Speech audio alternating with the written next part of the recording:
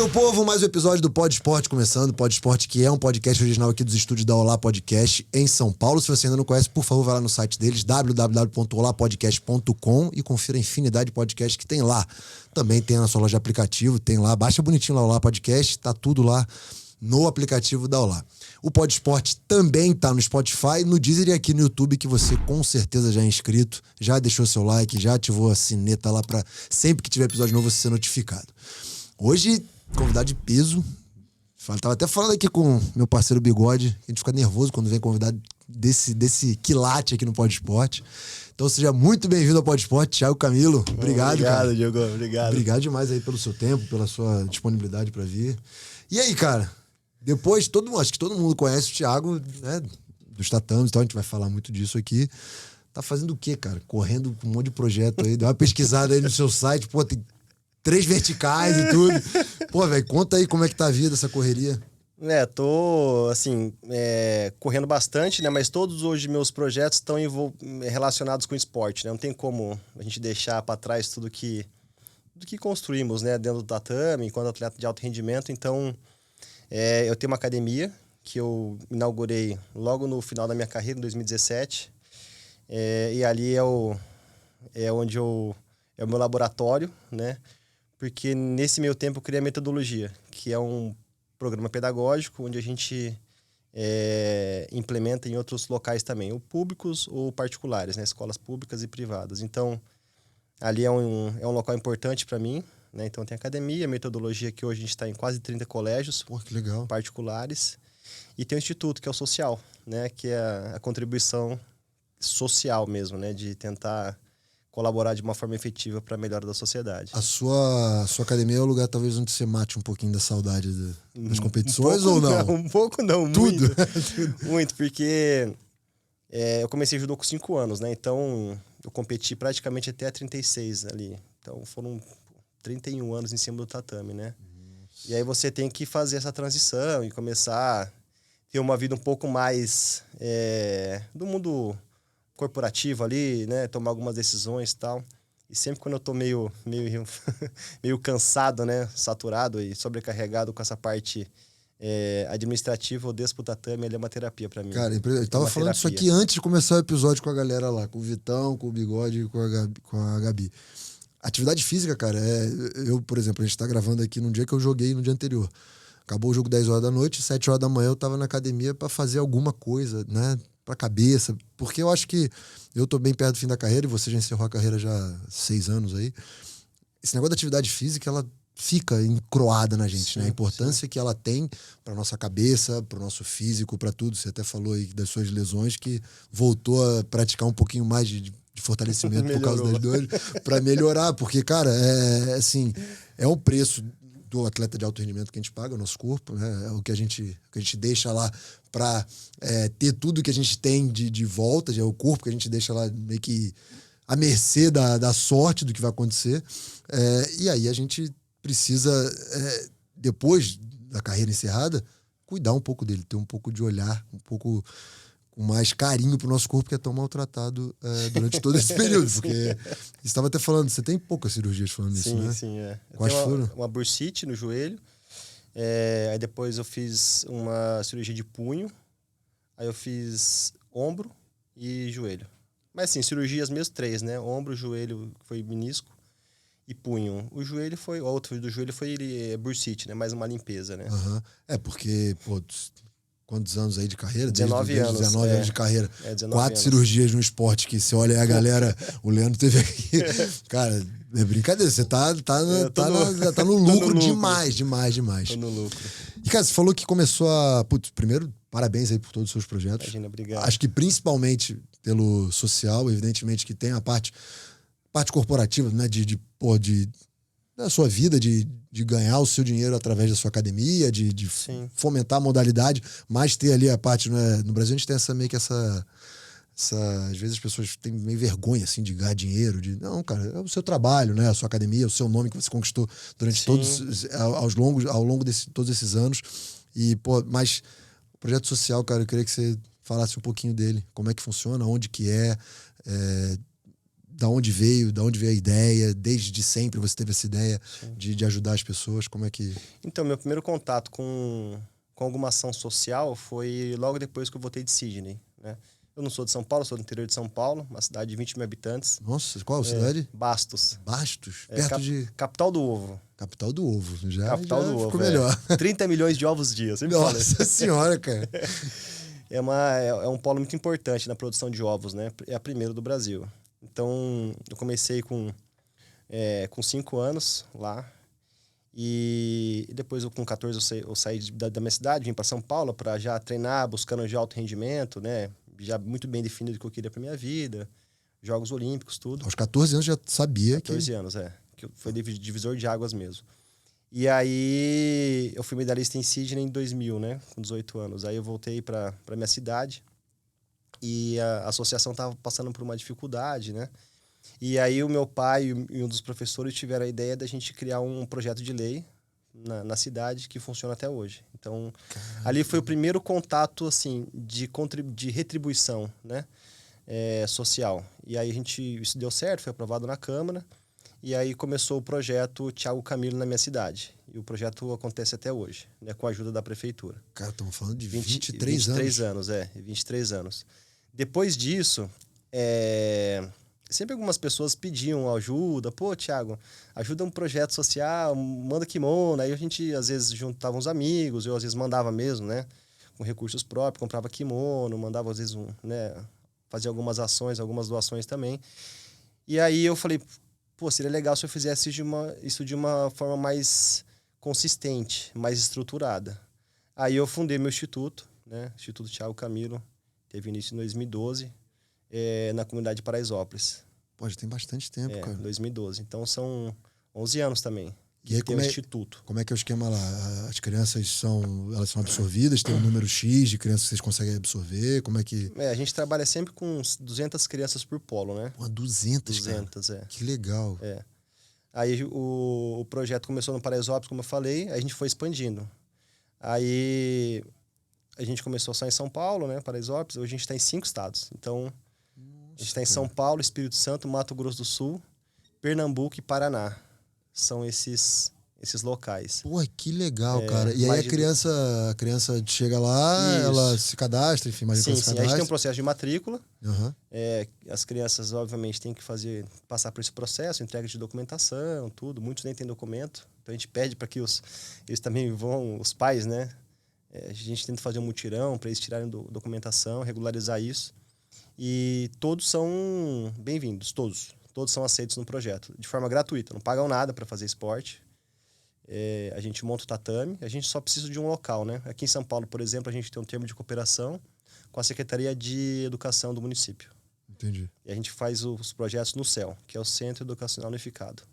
Isso é um equipamento bem estruturado, bem legal.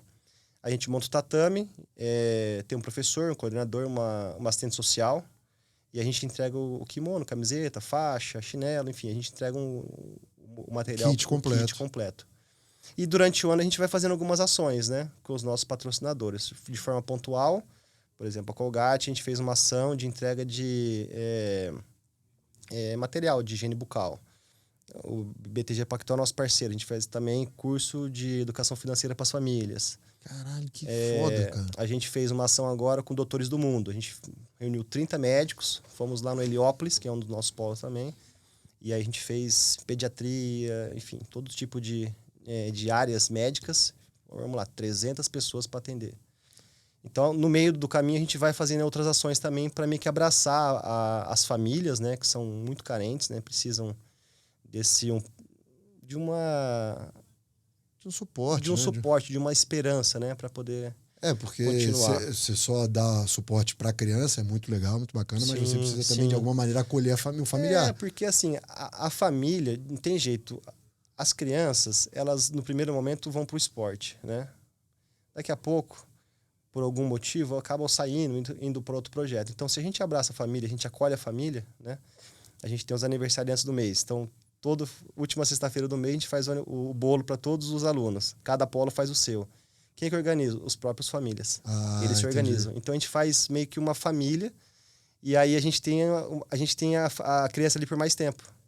E quanto mais tempo ela tá com a gente, maior é a nossa possibilidade de mudar a realidade dela. Entendi. Mudar primeiro a mentalidade, né? Se você não muda a mentalidade da criança que está na favela, você não impacta aquela criança. Então você tem que, com os valores do esporte, aos poucos, né? Colocando e mostrando véio, sobre os valores. Foda, cara. Eu achava que só tinha o primeiro polo, que era esse primeiro da Paraisópolis. Não sabia que já tinha expandido. São mais de 2.000 crianças hoje. Cara, que legal.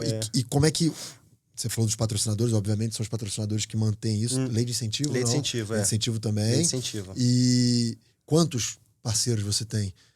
Ou eles são meio que sazonais, trocam, volta e meia troca? Tem alguns que são mais... Fixos, que são parceiraços. Que ficam assim, renovando, né? Pega a B3, o BTG, a Pirelli... parceiros grandes, cara. A Vale entrou... Assim, a gente tem bons parceiros. Colgate, John Deere...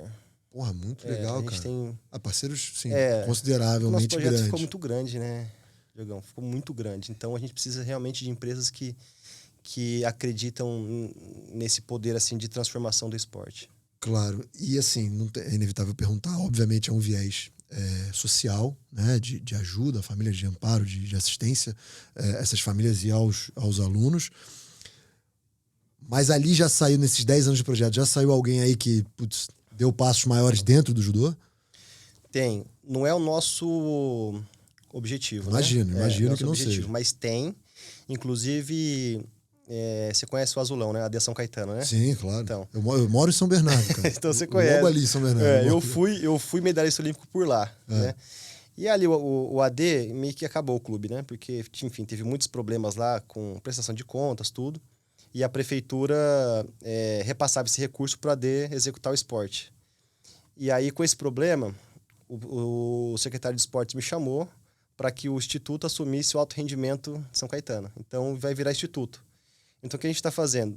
A gente está meio que estruturando o judô de São Caetano, né, para ser alto rendimento, e a gente dá prioridade para os alunos dos projetos, Entendi. inclusive de outros estados. Aliás, só um parênteses aqui, o judô de São Caetano, que durante muitos anos, Sim, num passado não tão distante... Não, é o Dream Team que eles falaram. Cara, eu lembro do Honorato, o Aurélio mesmo, foi, o Rogério Sampaio, Henrique Guimarães, eu, Honorato. São Caetano, durante, se eu não me engano, da gestão da família Tortorello, né? Isso. Investiu muito em esporte, que inclusive a galera do futebol aí vai lembrar a época do... Ademar. Do Ademar, exatamente. Infelizmente do Serginho, que faleceu em campo e tal. Mas enfim, que legal, que notícia boa, cara. Bacana. Notícia fresca. E a ideia é exatamente absorver essas crianças, né? Eu sempre falo que... o que eu tenho falado para os professores e coordenadores, dá sempre dois caminhos para os alunos. Virar professor de judô ou alto rendimento. Porque o judô ele é profissionalizante. Você chega na faixa preta, você pode dar aula. Entendi. Não necessariamente você tem que ter educação física, mas a gente pede para que eles façam educação física. Mas você como especialista... Como é uma arte marcial, é uma arte específica. Então, né, você pode, com a sua faixa preta, dar aula. Então, é o primeiro emprego também. Legal, inclusive, no Paraisópolis, que foi o nosso primeiro projeto, o professor de lá é um ex-aluno. Ele era aluno, ele foi, né? A gente viu um potencial nele, assim, muito comprometido, muito disciplinado. Eu ajudei ele pessoalmente na questão de tirar a faixa preta, a gente deu o direcionamento na faculdade dele, e hoje ele é o sensei de lá. Porra, que legal, cara. Então isso mostra que ele é uma realidade. São aquelas medalhinhas do dia a dia, né? Que vocês vão conquistando aos poucos, cara. Que eu imagino que sejam muitas com esse projeto desse tamanho que tá. Eu imagino que sejam muitas, cara. Pô, parabéns demais, cara. Não sabia que tava desse tamanho. Confesso que tô surpreso e, muito feliz que consegue atender 2.000 crianças no... Isso, demais, cara. E aí, ainda falando de uma das verticais aí do Thiago Camilo, você virou uma empresa, você não é mais Thiago Camilo Judoca, você é uma empresa. Sua metodologia, cara, qual que é a diferença? O que tem de atrativo realmente na sua metodologia? Por que a academia vai pegar a metodologia de Thiago Camilo e não vai pegar de outro cara que tem a metodologia? Sim. Qual que é o diferencial? O que você traz e emprega, talvez, do que você usou, né, imagino que você tenha usado muito dessa metodologia na sua carreira de atleta, que você aplica na metodologia do Thiago? Então, essa história começou em 2010, na verdade. Eu sou muito amigo do Gustavo Borges, né? O Gustavo Borges, ele... Logo pensei que tem... Ele tem, assim, tem muito sucesso nessa área, né, de metodologia. Aí eu conversei com ele algumas vezes e tal. Eu falei, tá aí uma coisa que eu gostaria de fazer quando eu parasse. né? Porque, assim, é difícil o atleta fazer a transição, né? E o que eu tinha em mente? O meu sonho era ser campeão olímpico. Então, eu persegui esse sonho a minha vida inteira em cima do tatame. E o que você faz, né, para ter uma transição segura e uma transição saudável? Você tem que trocar um sonho por outro. Quando você troca um sonho por outro, você sofre menos, né? Então, eu tenho a energia toda para treinar e me dedicar para ser campeão olímpico. Agora não. Eu troquei esse sonho por um outro sonho. Para onde eu vou canalizar toda essa energia. Canalizar toda a minha energia. Então, eu tenho agora... Eu vou acordar, praticamente dormir e acordar pensando nisso. Então, começou lá atrás, em 2010, eu comecei a pensar no formato que eu, né, iria estruturar toda a parte da metodologia. Eu estava competindo, viajando, então, assim, foi difícil, né? Dedicar muito tempo nisso. E aí, no final da minha carreira, eu comecei a me dedicar mais nisso, nos processos pedagógicos, fui ler bastante, sobre as fases, né, as fases motoras da criança, a questão da disciplina positiva, até da parte também, né, a parte pedagógica também, que é muito diferente do que ser atleta de alto rendimento. Quando você vai dar aula para criança... Não tem nada a ver. Quando eu abri a academia, eu falei, cara, não sei nada de dar aula para criança, nada. Eu tenho que aprender do zero, eu sou faixa branca para dar aula para criança. E aí, aos poucos, eu fui me adaptando, né? Tive que ter essa humildade, foi difícil no começo, porque viajamos o mundo, né? Atleta de alto rendimento, 4 Jogos Olímpicos. Aí você chega, né, em cima do tatame falando, não sei nada disso. É como que quase você falasse, cara, esquece tudo isso aqui. Esquece tudo. Não vou ser um ex-atleta... Você é um professor. Sim, isso eu acho que é o mais difícil, né? Porque é muito fácil você se colocar na posição que você tem. 4 Olimpíadas, inúmeros títulos mundiais, tricampeão pan-americano, dos Jogos Pan-Americanos, 2 medalhas olímpicas. Vai. Agora não é assim, cara. É muito difícil isso. É muito difícil. E você vê poucos atletas, ex-atletas campeões, que são bons professores. E você vê muitos bons professores que não foram nada exatamente. No alto rendimento. Então, e aí eu tive que me reinventar nessa parte de judô para criança. E aí eu fui aos poucos aprendendo e fui vendo um novo mundo, um novo horizonte, que era, na verdade, o que eu iria transmitir e é o meu legado. E aí eu fui estruturando, aí eu tive um sócio no começo, aí não deu certo, aí praticamente eu quebrei, porque coloquei grande parte do que eu tinha ganhado enquanto atleta de alto rendimento. Enfim, recurso mesmo, financeiro, de grana. Abre academia, coloquei também. Aí vai fazendo... A gente fez um aplicativo, entendeu? Então, tudo isso não deu certo. Aí eu voltei para estaca zero. Eu não vou usar nada disso. Isso você sendo atleta. Isso tudo você ainda lutava. Tava no final, mas ainda lutava. E aí eu voltei para estaca zero, né? Aí vou começar tudo de novo. Aí encontrei um outro sócio, um amigo, e a gente começou uma nova história. E aí já tinha passado um tempo, aí o mundo praticamente saltou. E o que eu tinha pensado lá atrás, hoje não tem nada a ver com o que eu estruturei a metodologia. A gente, né, fiz um aplicativo, aí tem material pedagógico, tem livro de atividades, tem história em quadrinhos, tem quebra-cabeça, aí eu comecei a filmar. Foram 2 anos filmando. Entendi. Tem quase 500 vídeos no aplicativo. Entendi. Então, por exemplo, eu sou dono de uma escola, por exemplo, ou de um clube, sei lá. Quero trazer a metodologia do Thiago Camilo. Eu entro em contato com você, eu vou ter um treinamento, meus professores vão ter um treinamento, você vai lá aplicar o método e pronto, tem a chancela aqui, Thiago Camilo. Como é mais ou menos, você citou o Gustavo Borges, como é mais ou menos a história do Gustavo Borges, que, pô, já há muitos anos tem, né? Ele já é sucesso. Nesse mercado aí de metodologia. Pô, legal, cara, legal. Acho que você falar o negócio do, putz, eu quebrei, é pesado, porque... Vou me citar de novo aqui. Vou me colocar aqui de novo. Eu tô muito perto do fim da minha carreira, mas alguns meses eu encerro a minha carreira. E eu tenho alguns projetos. E você falou um negócio que eu vou levar pra minha vida, cara. Trocar o sonho facilita as coisas. Eu hoje tenho O meu sonho sempre foi participar de Jogos Olímpicos. Eu sou de um esporte que, infelizmente, a minha geração nunca almejou uma medalha olímpica, porque a distância era muito grande. Sim. Hoje as gerações já começam a almejar assim, a gente talvez não esteja trabalhando da maneira correta para isso. Mas os atletas hoje do handball estão jogando na Europa, já jogam em grandes clubes europeus. Já é diferente. Sim. O mindset é outro. O meu não. O meu era estar nos Jogos Olímpicos. Eu realizei isso bem aos 33 anos só, enfim, realizei.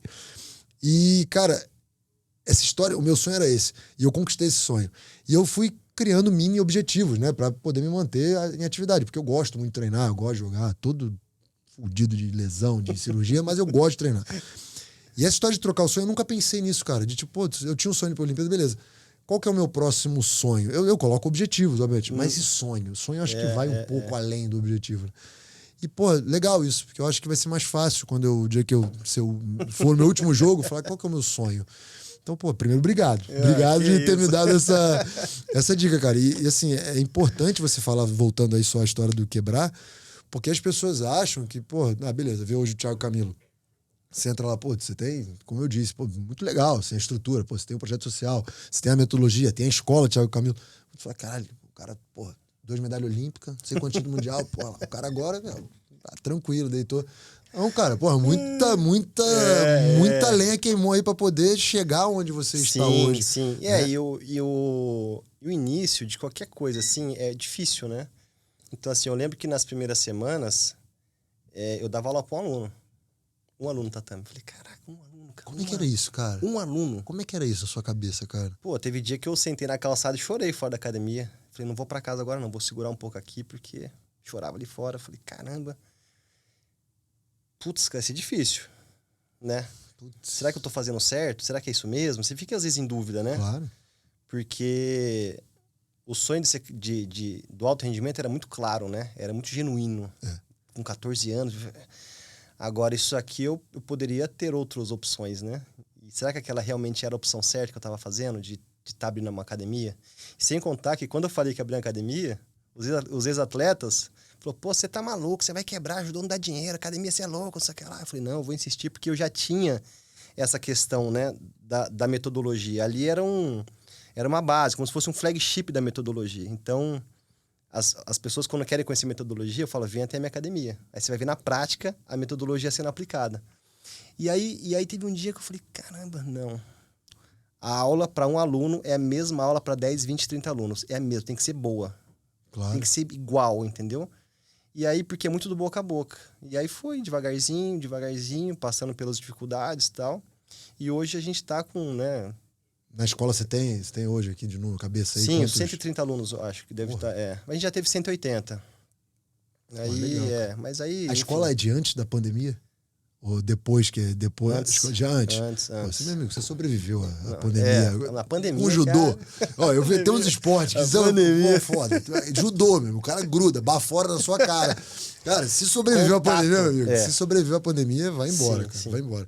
Pô, Thiago, acho que essa sua parte aí de ex-atleta, no pós-carreira seu, pô, acho que é muito inspiradora, cara. É muito do cacete. A gente nem começou a falar da parte que, pô, que realmente todo mundo conhece o Thiago, que é dentro do tatame. Mas, pô, acho fundamental a gente falar sobre isso, porque, pô, é muito legal, cara. É muito bacana mesmo. Porque ninguém sabe. Eu sempre falo, né? A construção acontece nos bastidores, né? Quando ninguém tá vendo. Porque, assim, todo mundo vê você jogando, vê eu lutando, vê no pódio. Pô, é legal, né? E o que acontece? Todo dia, dedicando, acorda cedo, é a última a sair, fica lá no tatame, fica treinando, fica se dedicando. Isso ninguém vê. Então, a vitória acontece quando ninguém tá vendo. Quando ninguém tá vendo, é ali que acontece a vitória. É quando você tá dando aula para um aluno lá. Exatamente, é isso que eu tô falando. Senta na calçada lá e chora e porra. E ali você tá se fortalecendo. Na hora é uma merda, mas hoje você olha e fala, cara, que momento importante. Pô, foi importante. Porque eu poderia ter desistido. Se eu tivesse desistido, eu não estaria aqui hoje. Você podia ter escutado todos aqueles ex-atletas que falaram, tá louco, academia. Não, você tinha um propósito, um sonho, que foi o que você falou, e, meu irmão, não, eu vou até o final disso daqui e tudo. E se der errado, como deu, quebrei, não, eu quero isso, eu vou atrás disso. Pô, é de animal, cara. Muito legal, muito legal. E vamos, então, pô, falar aí do Thiago Judoca, fenômeno, que você surgiu como um fenômeno. 18 anos, você tinha 18, eu tinha 17, cara, eu tava no juvenil lá do Vasco, pô, pensando em melhorar o time que eu ia jogar e tudo, você tava ganhando medalha olímpica. Como é que foi com 18 anos, cara? Eu convivo com muito moleque novo, né, no clube lá, os moleques de 18 anos, cara, o moleque tem que dar um tapa na cara do moleque, o moleque pra escola. Você com uma responsabilidade de medalha olímpica. Como que você chegou em Sydney? Como é que você chega em Sydney? Né? Você chega como um talento, um jovem talento, você já tinha sido campeão mundial juvenil, não é isso? Juvenil Júnior, mas você chega, assim, pra brigar por medalha, como é que foi? Você chega pra primeira Olimpíada, como é que foi isso? Eu não pensava muito nisso, sabia? É? Eu não tinha muito esse pensamento, assim, do resultado. Eu não pensava nisso. Outro fator que eu acho que é meio comum de muitos medalhistas. É isso. Amigo, eu vou lá pra lutar, vou lá fazer o que eu faço todo dia. Era mais ou menos isso. Exatamente. Cara, que maluquice, cara. Eu, assim, não lembro de ter pensado, eu vou lutar com tal, e se acontecer isso, se acontecer aquilo, se for... Não pensava nisso. Pensei em nada disso. Em 96, quando eu tava em casa, né, eu falo que tudo começou no sofá da minha casa. E eu tava lá sentado, o judô é uma competição que dura 7 dias, né? São 7 categorias de peso e tal, e 1 por dia. Aí eu tava naquela semana, tal, sentado, eu falei, pai, eu quero um dia lutar os Jogos Olímpicos. Eu falei, tá bom, vamos procurar onde você pode treinar para realizar seu sonho. Aí vim para São Paulo e fiz parte do Projeto Futuro, ali no ginásio Ibirapuera. E 4 anos depois eu tava fazendo a final olímpica. Como que pode? Você fala, caramba! Aí eu sempre falo, né, quando tem com os moleques, com as crianças, adolescentes, começando a competir, fala, às vezes o seu sonho tá mais perto do que você imagina. Há 4 anos atrás, em 96, eu tava sentado no sofá da minha casa. 4 anos depois, eu tava fazendo uma final olímpica. Cara, assim, como que você... Nem nos meus melhores sonhos isso teria acontecido. Que isso, cara. Então, e aí eu sempre... E aí que eu falo, a pessoa, mas qual que é o segredo? O segredo não tem segredo. Não existe segredo. Você tem que ter uma busca pela excelência. Não é buscar a perfeição, é buscar o aperfeiçoamento diário. Não existe perfeição. Mas se você se propõe a todo dia fazer melhor e ser melhor, cara, você vai ter sucesso. Independente de se vai ser A ou B ou C, entendeu? E esse comprometimento, né, com a excelência que me levou aos resultados. Mas de Sydney, praticamente, quando você me perguntou, eu não lembro disso, de ter pensado em nada. Eu acordei, eu lembro que eu saí na parte externa da casa, fiz um alongamento e fui para a competição e lutei. Uma luta de cada vez, sem nenhuma preocupação. Sem pensar no depois, era uma luta por vez, eu só pensava nisso. Cara, e quando eu fui ver, eu tava na final. Que bom, é muita maluquice, cara. 18 anos pra minha medalha olímpica. Foi o que eu disse, cara. As pessoas que são medalhas olímpicas, eu fico com o pé atrás, porque... Não com o pé atrás, de maneira pejorativa, mas... Cara, pega a população mundial.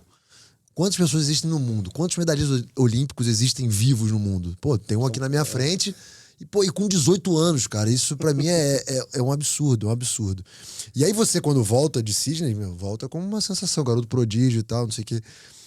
Esse peso aí em você, como é que foi? Como você soube lidar com isso? Você tirou de letra, foi tranquilo? A gente não falava muito em 2000 de preparação mental, né? A preparação mental, acho que um pouco mais recente.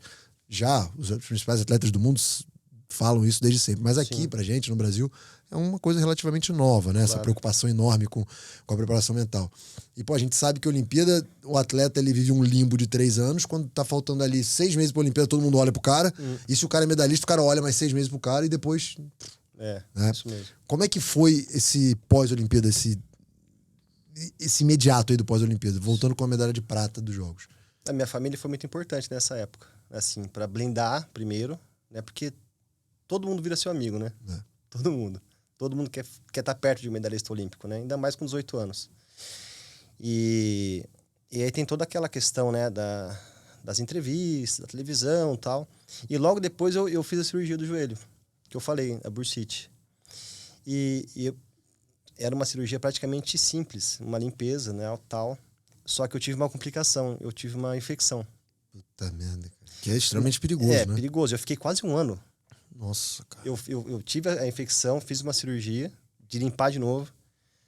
Aí eu voltei, fui pra casa, tal, voltei pro hospital, internei mais 2 semanas, 10 dias internado. É muito perigoso. Foi muito perigoso. Hoje, falando com o médico, fala, cara, você correu o risco de não competir mais. É, E se tivesse entrado na circulação, então... sim, é Né? risco de vida, tem um monte de coisa que... Então, assim, eu não vivi muito essa questão do pós-Olimpíada, do pós-medalha olímpica, porque eu... Acho que foi 2 meses depois, eu já tava nesse... Já foi pro molho, já. Já tipo, tava de molho. E aí eu comecei a ter outras preocupações que não era mais desfrutar da minha medalha olímpica, desfrutar da minha conquista, e sim me preocupar em me recuperar o mais rápido possível. E aí, nesse meio tempo, de quase um ano, eu engordei 17 quilos. Eu lutava até 73 quilos, fui pesar quase 90. Caceta! Porque eu não podia fazer nada. Eu andava com curativo, aí eu andava, ficava aquele negócio... Chava, vermelho? Não, vazava, entendeu? Nossa! Aí eu tinha que voltar, fazer curativo, então eu ficava mais em casa, não saía, ficava fazendo gelo. Tal. Não, foi horroroso. E a história da preparação mental, né? É. Tipo, isso tudo aí você não teve que ter a preparação mental pra suportar talvez aquela carga de emoção, porque você já ficou de molho. Sim. Mais de... Eu tô aqui, vice-campeão olímpico, 18, 19 anos. Dentro de casa aqui, O meu joelho que eu não posso fazer ando. nada. Então é um momento... E a minha preocupação, em um certo momento, não era nem voltar a lutar, era ter uma vida normal.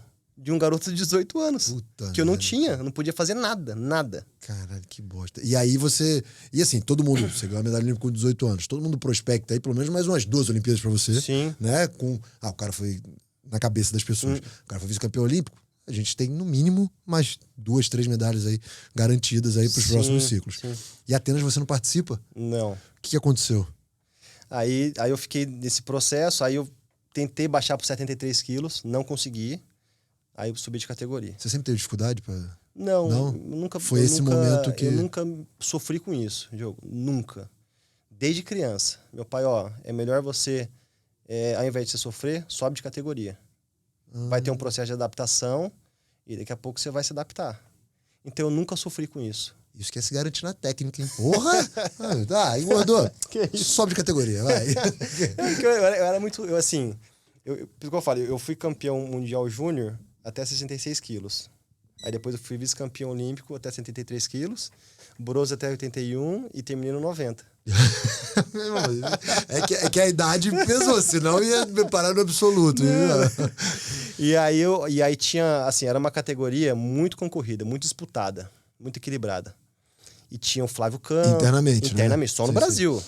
O irmão do Norato, o Noratinho, o Flávio, eu, o Aragão, que ganhou do Flávio para Sydney. O Flávio não foi para Sydney. Enfim, era uma categoria muito disputada. E aí eu fiz a final da seletiva com o Flávio. E aí eu fiquei fora da seletiva. Desculpa, dos Jogos Olímpicos na seletiva, faltando 2 segundos, eu tomei a punição e fiquei fora. Daí ficou famosa. Aí fiquei fora de Atenas. E aí a gente fez aclimatação em Portugal. A gente ficou lá, tava de apoio, né, pra seleção. Você foi como... Isso, de apoio, né? Apoio. Ajudamos lá todos os atletas, tudo. E aí a gente ia voltar pro Brasil. Você desliga, você faz um desligamento e volta pro Brasil, né? E aí eu tava lá e eu falei assim, alguma coisa, falei, Thiago, vai pra Atenas. Eu falei, pai, eu vou pra Atenas. Como assim vai pra Atenas? Você vai voltar amanhã pro Brasil. Falei, não, alguma coisa aqui dentro falando pra ir pra Atenas. Aí eu falei com a comissão, não tem passagem, Thiago, tá louco? Você quer ir pra Atenas amanhã? 2 dias, não tem como, não dá. Aí eu falei, não dá sim. Cheguei pro técnico de Portugal, onde você compra passagem aqui? Aí a gente compra em tal lugar. Me leva lá, por favor. Acabou o treino, me levou na passagem, comprei a passagem, vou pra Atenas. E aí, foi tão importante vivenciar os Jogos Olímpicos fora, porque eu precisava passar por aquilo, por aquela dor, sabe, de estar fora. A lama mesmo. Então, e no dia da luta do Flávio, da minha categoria, eu lembro que eu cheguei bem cedo no ginásio, peguei um bom lugar assim, e eu falo, eu scoutei a competição inteira. Todos os atletas, eu fiz o scout. Ganhou com qual golpe, tomou punição em qual momento da luta, qual momento da luta que esse atleta foi melhor, tal, scoutei tudo. A competição inteira. E aí eu já fui projetando, aí o Flávio foi medalhista, e na época a rivalidade era tão grande que a gente não se falava, nem com a família. Aí acabou a luta, ele foi medalhista, o Luciano estava sentado do meu lado, Luciano Correia, campeão mundial, atleta também, campeão do mundo. E aí eu saí, fui lá, cumprimentei os pais do Flávio, voltei. Ele falou, onde você foi, Thiago? Você tá louco, cara? Eu falei, não, fui lá cumprimentar os pais do Flávio, e ano que vem você é campeão do mundo. Escreve aí. Caralho, velho. E aí, eu fui pro Mundial e não fui campeão do mundo. Cara, mas assim, pô, você tinha 22 anos. 22 anos, né? Cara, você ter essa presença aí de espírito, acho que é uma presença de espírito, de falar, putz, vou pra Atenas, vou lá sofrer. Sim. Né? Porque, porra, é uma dor, cara. Você ficar fora dos Jogos Olímpicos é uma dor, ainda mais do jeito que foi, que você ficou fora. Pô, vou lá sofrer porque é importante viver isso. Eu passar por isso. E eu fiquei meio, tipo, lobo solitário, entendeu? Eu ficava meio que sozinho. Você não ficava com a delegação, né? A galera na vila e você... Acabava a competição, o pessoal às vezes ia, né, pros restaurantes, pros bares e tal. Eu falei, não, vou embora. Vou pra... E a gente ficou na academia, dormindo no tatame, no chão lá. Foi pra sofrer mesmo. O travesseiro era no meu kimono, entendeu? Não levei nada pra ir pra Atenas. Eu ia voltar pro Brasil, então eu levei pouca coisa.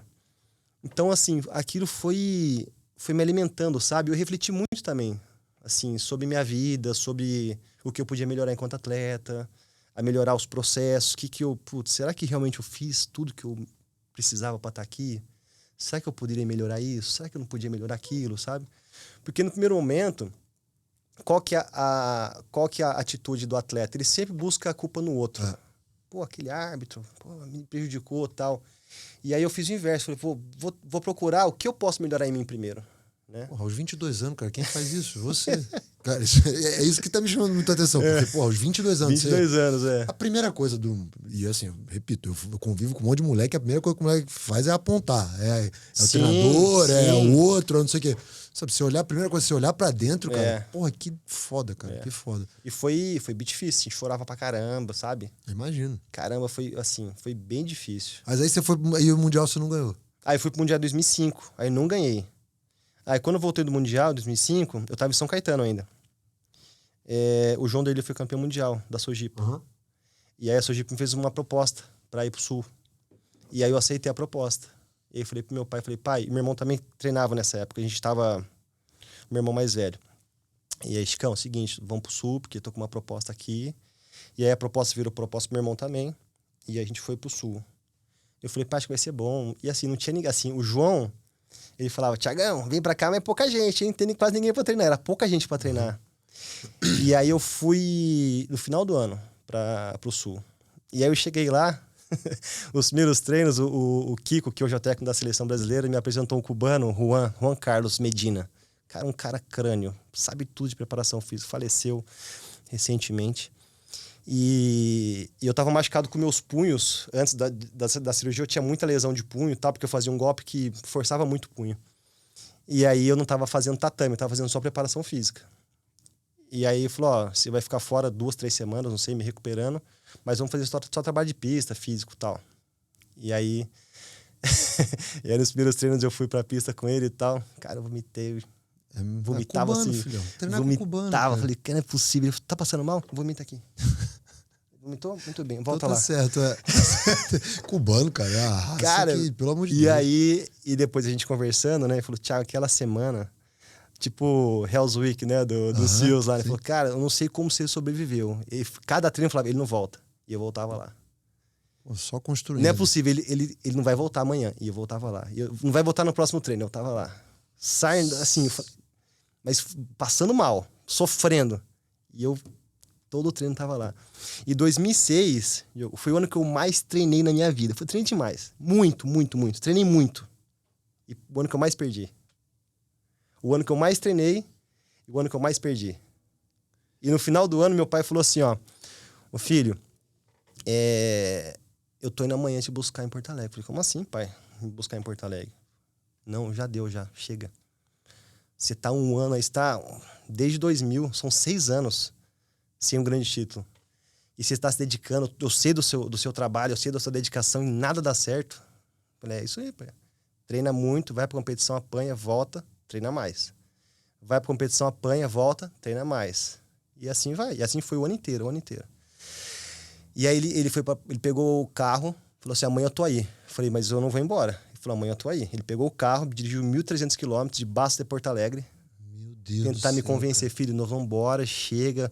Você tem que voltar aos estudos. Eu tinha feito direito 3 anos, tranquei a faculdade. Falando, você vai voltar. E eu falei, pai, eu não vou embora. Alguma coisa aqui dentro fala pra eu continuar. Não sei, pai. Sabe? A mesma sensação que falou pra ir pra Atenas, tá falando pra eu ficar. Eu preciso de mais uma chance, por favor. E a gente chorou e falou assim, tá bom, mais um ano. Ano que vem... Era o que você precisava. E o ano que eu fui campeão do mundo, em 2007. Tipo, você ficou aí desde 2000 a 2006 represando o título, porque aí depois, na hora que abriu a porteira, meu amigo, veio que veio, né? Aí vem título mundial 2007, Título Jogos mundial, Pan-Americanos Jogos 2007, isso. no Rio, em casa, que, pô... Medalha olímpica. Medalha olímpica, de novo em Pequim. Pequim foi... Como é que foi? Fui bronze. Não, sim, bronze, mas, assim, você chegou meio que consciente. Como é que foi a sua chegada em Pequim? Ah, eu fui pra ser campeão olímpico, né? É. Fui pra ser campeão olímpico. Porque em 2007, no Mundial... Eu ganhei todas as luzes por Ippon, né? Isso aí eu vi também, que você... Putz, cara, alguém já fez isso? Já. Vários atletas fizeram, principalmente os japoneses, né? Fizeram isso. Mas na forma como foi, eu acho que eu fiquei 11 minutos no tatame. Puta que pariu, cara. 11 minutos. Assim, é tão fácil, né? Eu pegava no kimono e falava, vou jogar. Cara, só um negócio. Você falou, porra, você ficou de 2000 a 2006 sem um título. Foram 7 anos, praticamente, 2007, né? E aí você falou que 2006 falou que você mais treinou, mais treinei. E aí, cara, você foi campeão mundial 11 minutos, ficando 11 minutos no tatame. 11 minutos. Olha o que você construiu pra em 11 minutos você ter um título mundial, né? Então, às vezes as pessoas olham, as notícias, né? O Thiago ficou 11 minutos no tatame, não sei o quê. É aquilo que você falou no começo. Você constrói o seu título quando não tem ninguém vendo. Eu imagino que nesse período aí, você não tinha um monte de gente... seus parceiros lá de 2000, né, que todo mundo vinha aqui, pô, nesse período, nesse limbo, vamos chamar assim, que você estava construindo, um cara vitorioso novamente, pô, ninguém queria saber de você. Não, e o que eu vi, assim, porque assim, nesse período todo, assim, a nossa rivalidade, a minha e do Flávio, foi piorando, né, aumentando, né. E aí, o que eu vi, assim, nossa, mas o Flávio é muito melhor que você, o Thiago já foi. A galera precisava, né? A galera precisa construir um... Sim, e aí o Thiago já acabou. A Sydney foi uma sorte. Teve sorte em Sydney, deu sorte. E eu ouvindo aquilo. E quieto. E trabalhando.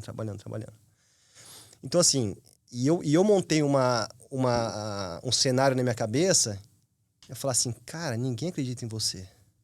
Mas eu acredito em mim, né? Acabou. E aí eu coloquei uma foto, até falei, Flávio, eu coloquei a foto nossa no meu quarto,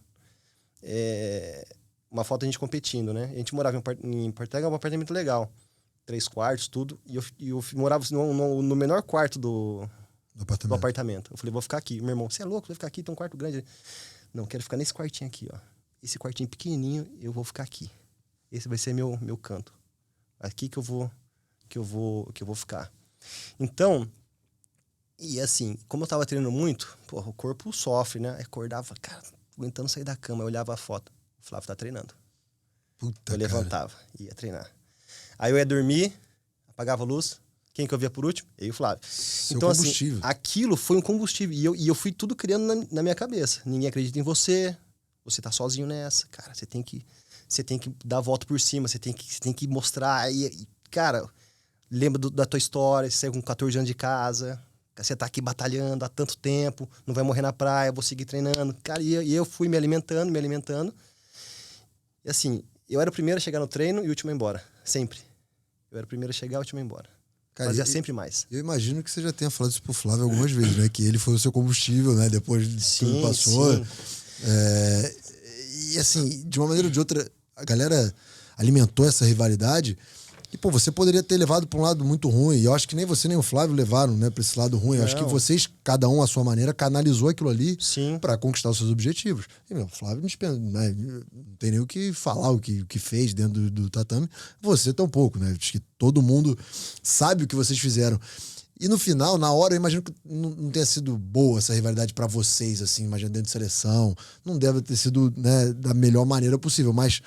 Vocês souberam, isso que eu falei, vocês souberam canalizar isso para conquistar os seus objetivos. Sim. O seu era ser campeão olímpico, não se tornou campeão olímpico, mas, pô, mais uma medalha olímpica, né? O Flávio tem a sua medalha olímpica, sabe? Vocês se tornaram ícones e lendas da modalidade. E, pô, às vezes as rivalidades a gente não entende como são criadas, como tem várias no esporte, né, que se criam. E você, assim, vê os grandes atletas, a história do esporte, tiveram grandes rivais. Claro. Senna, Prost. Claro. O Ali, Fraser. Aí você pega o Federer, Nadal. Pô, tem várias histórias. Tem. Todo mundo tem o seu par. Porque o seu rival, ele não deixa você ser mais ou menos, entendeu? o mais ou menos não serve. Eu sempre falava, o mundo tá cheio de mais ou menos.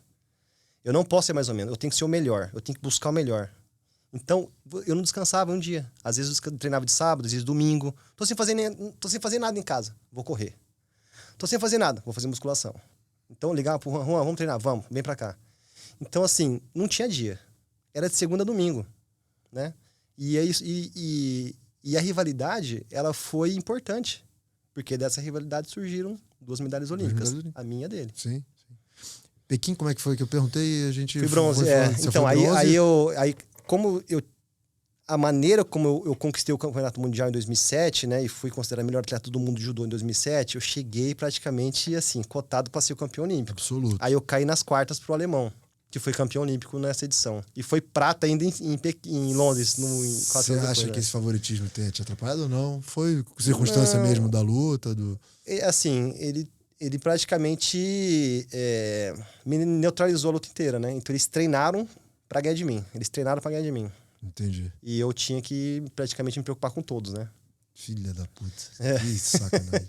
Cara, mas não foi... apaga. No Brasil a gente tem a mania de o campeão, mas eu acho que tá mudando essa cultura um pouco, né? Sim. Mas na época você, tenho certeza que falou, beleza, o Thiago voltou, mas não conquistou bronze, teve, entendeu? muito. Pô, isso é... Não foi ouro, mas bronze tá bom, né?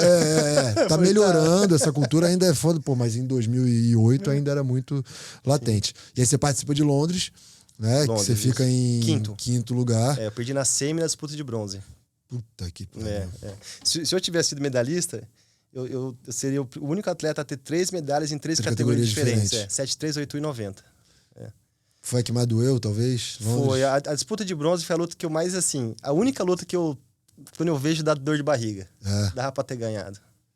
Porra, esse é foda, cara, que você fala que Porque, dava pra ter ganhado. Quando o cara te amassa, velho, você fala, pô, o cara foi melhor. Vamos treinar mais tudo. Mas quando você... Não, e o grego, ele foi campeão olímpico em Atenas, no 81, né?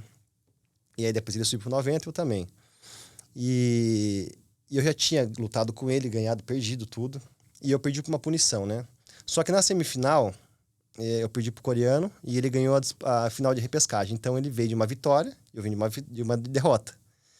Então, na hora ali, 10 minutos depois, está lutando de novo. Então, ele tá mais confiante. Sim, e você? Eu falo, caramba, bicho, eu tenho que fazer mais uma para ver se consigo a medalha, né? E aí, você já fica um pouco mais abalado psicologicamente, porque você tô na semifinal, né? Aí eu fui disputar o bronze com ele.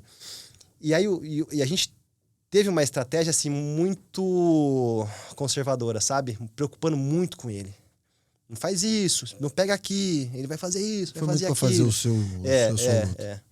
Então aquilo, faltou ser mais destemido, assim, da minha parte, sabe? Se eu tivesse lutado como eu lutava, eu acho que eu teria ganho dele. Foi com muito cuidado. Né? Muito cuidado, sabe? E aí, meses depois, na Europa, no começo do ano, eu fiz semifinal com ele de novo no torneio na Alemanha. E aí o Shinohara falou que era o técnico da seleção, né? Também tava em Londres, falou assim, Thiago, vai fazer. Falou assim, Jun, hoje vai ser do meu jeito. Então beleza, faz do seu jeito. Hoje vai ser do meu jeito. 30 segundos joguei de ponta. É o cacete, né, cara? Então aí você fala, caramba, aí você volta. Se eu tivesse feito isso lá atrás, sim, mas... O si não existe em lugar nenhum, cara, lugar nenhum. E aí suas participações olímpicas se encerram no Rio. Já com 34 anos. Como é que foi, cara, competir no Rio?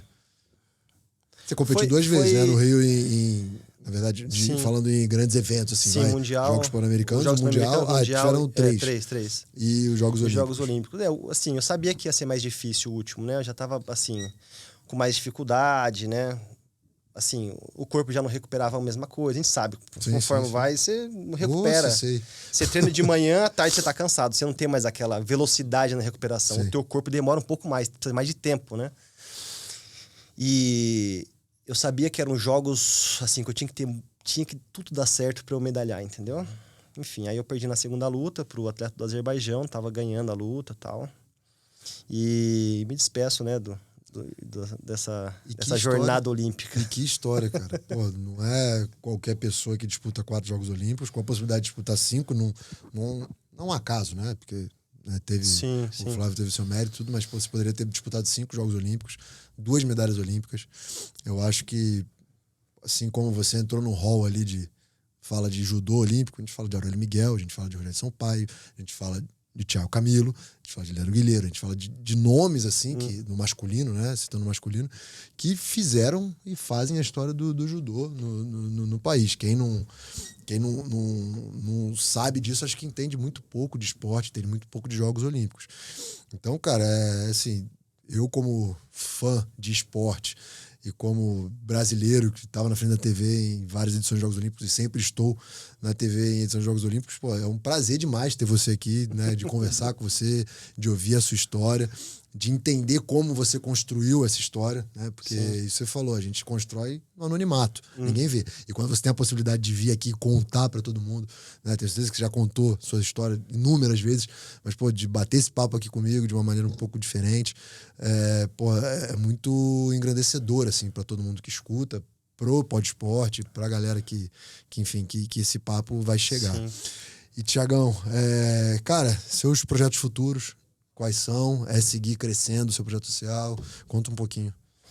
Continuar, assim, levando o judô adiante, né? Levando tudo aquilo que eu sou hoje, eu devo ao esporte, né? Com o judô, eu tive a oportunidade de viajar ao mundo, mais de 50 países. Eu acho que tive a oportunidade de sonhar e realizar meu sonho. E o que ficou de tudo isso, Joe? O que ficou, né? Ficou quem eu sou, né? Os valores do esporte, os valores humanos, né?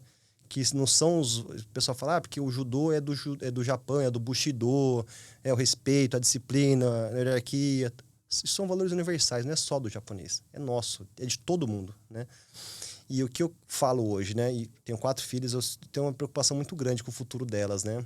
Não se elas vão ganhar dinheiro ou não, isso é de menos, né? Eu me preocupo muito com a formação, né? Assim, quem elas serão? Não quanto elas terão, né?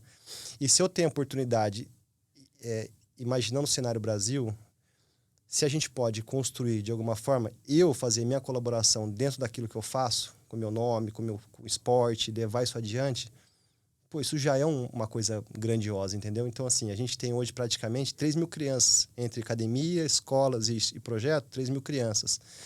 Então, são 3 mil judocas que vão levar o judô adiante e vão levar os ensinamentos para a vida. Porque essas crianças, elas se tornarão adultas e elas tomarão decisões por nós seremos velhos, entendeu? Então, o que o Japão fez? O Japão fez exatamente isso. Os alunos do Jigoro Kano foram para posições importantes no Japão. Governadores, prefeitos, reitores, levaram o esporte para a escola, levou o judô para a escola. E, de uma forma ou de outra, a população japonesa teve um contato com o judô, em algum momento. Tiveram contato com o judô. E esse contato com o judô, ele é importante para a formação da criança. Os valores, respeito, dedicação, né, ser um exemplo para a sociedade, colaborar de forma coletiva. Então, se eu impactar o máximo de pessoas possível, nós teremos mais judocas na sociedade.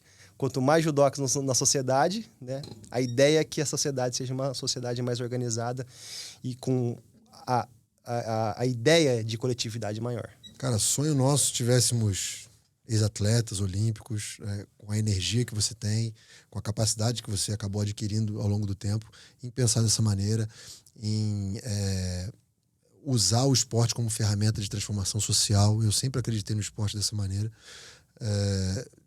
De ter ele, o esporte, você resolve questões de saúde pública, você educa através do esporte, você faz inúmeras coisas, você dá oportunidades através do esporte. Sim. E aquilo que você falou, né, nem todos se tornarão judocas, né?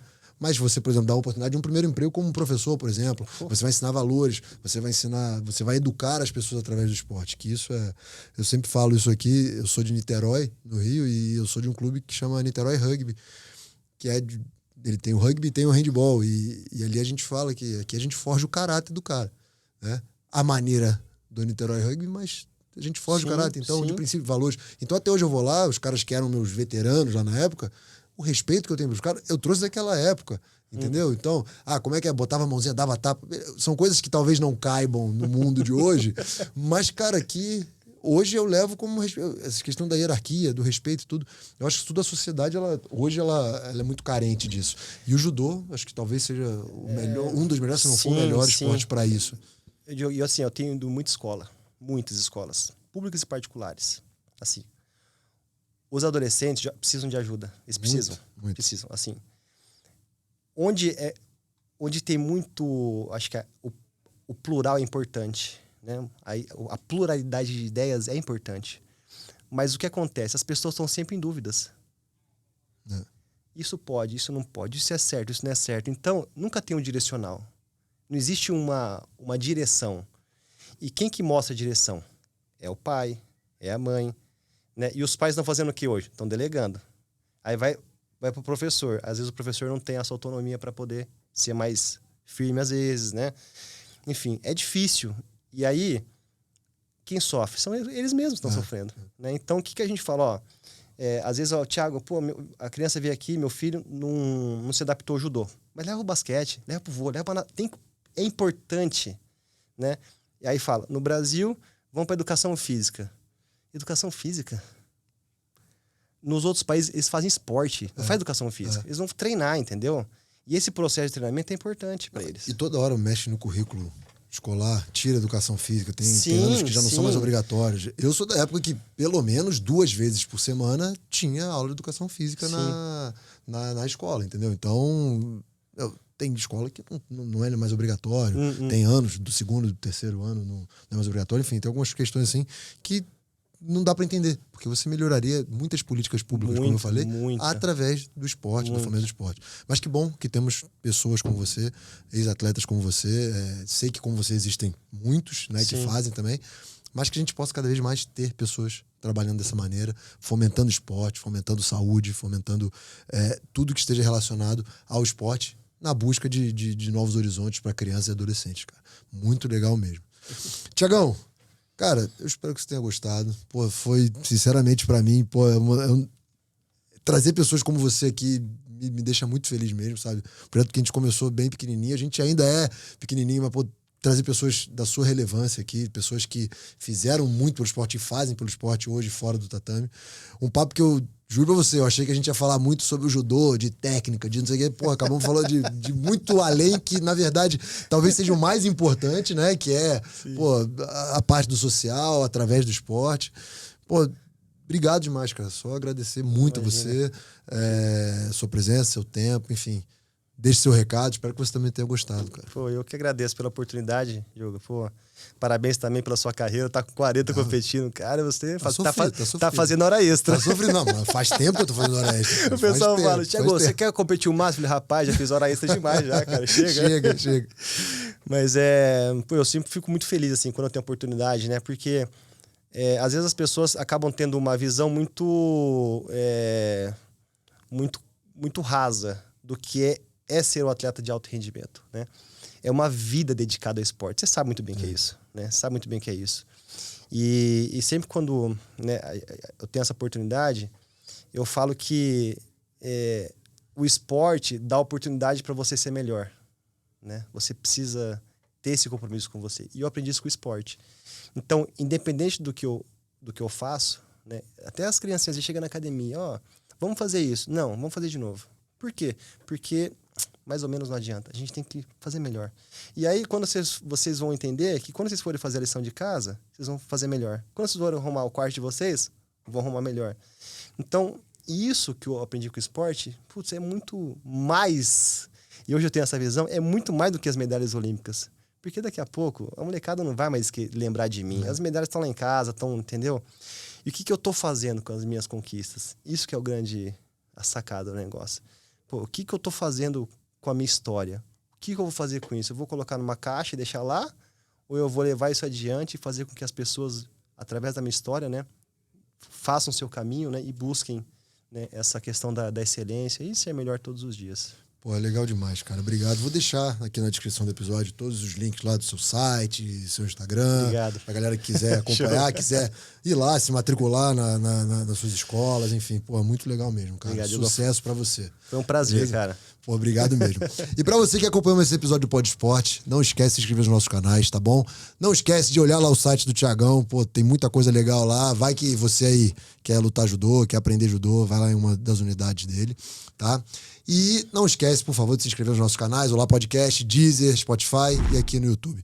Espero que vocês tenham curtido esse papo com esse cracaço do judô e da vida também, Thiago Camilo, tá bom? Um abraço, até a próxima, valeu, fui!